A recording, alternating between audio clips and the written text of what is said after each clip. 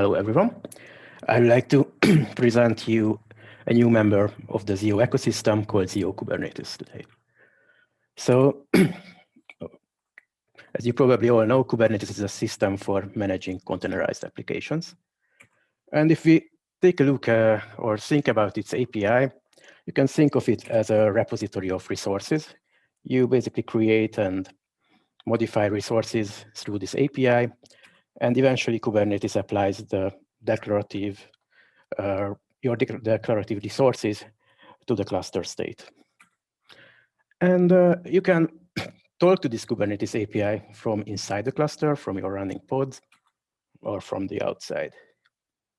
So a couple of use cases for this. Why would you do that?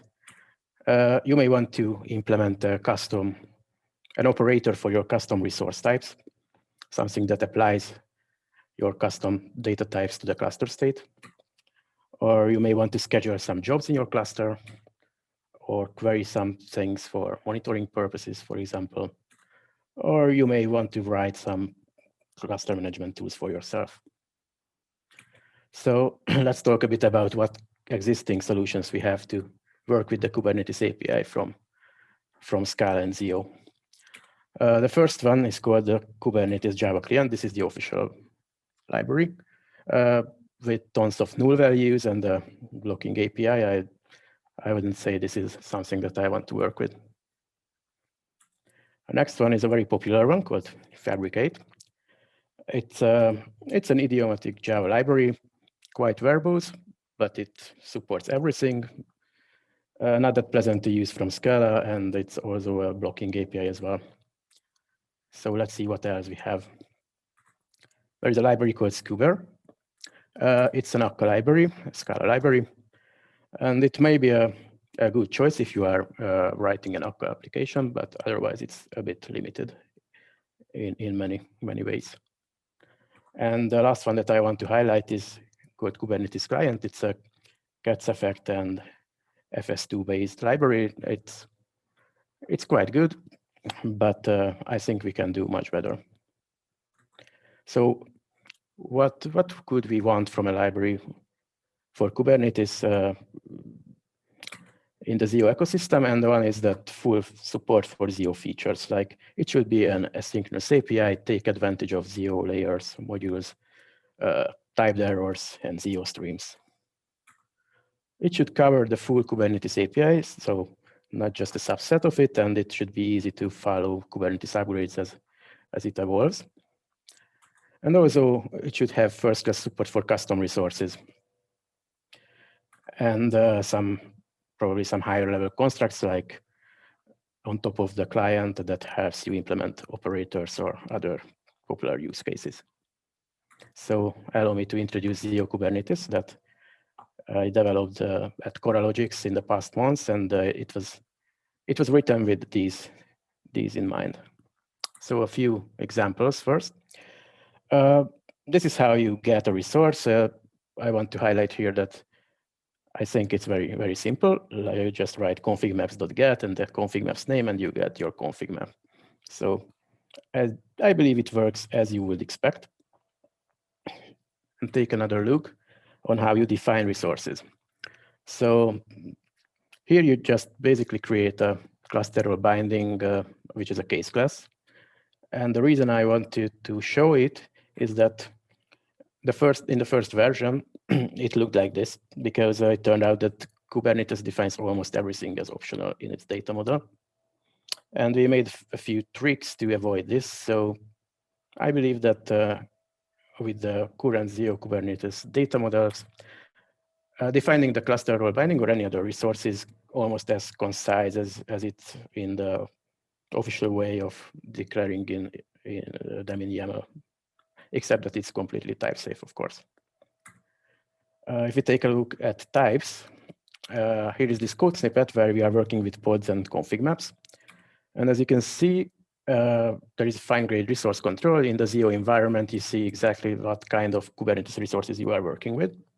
And of course, we have a precise Kubernetes error type as well. And for cases when you are working with a lot of different kind of resources, for example, or you are not interested in the fine-grained resource control, you can also fall back to the ZIO module called Kubernetes, which gives you access to everything. But then you lose this kind of information in the type signatures. It has a streaming API, so we have paginated streaming queries and also ZIO Stream Watch or watch streams working with ZIO Streams as well. These are basically events of resources changing in the system. So it's an infinite stream of change events.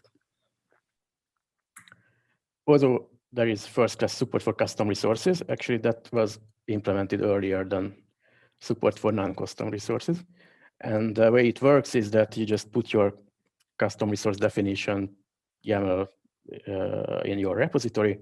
There is a custom SBT plugin that compiles it to Scala data structures and ZIO modules. And these generated modules are completely looking completely the same as the non-custom resources. So everything that is possible there is possible for your custom resources as well. And it's take advantage of the guardrail library for generating the data structure part, actually.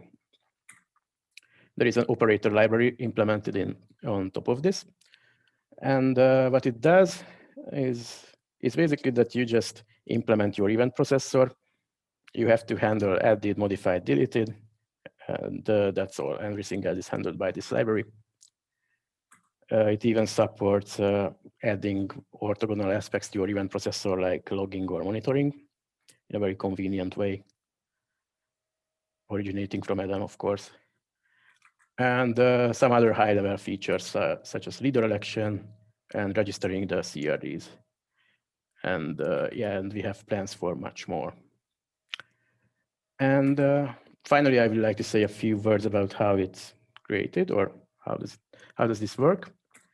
There is a Kubernetes Open API schema available in the official Kubernetes repository.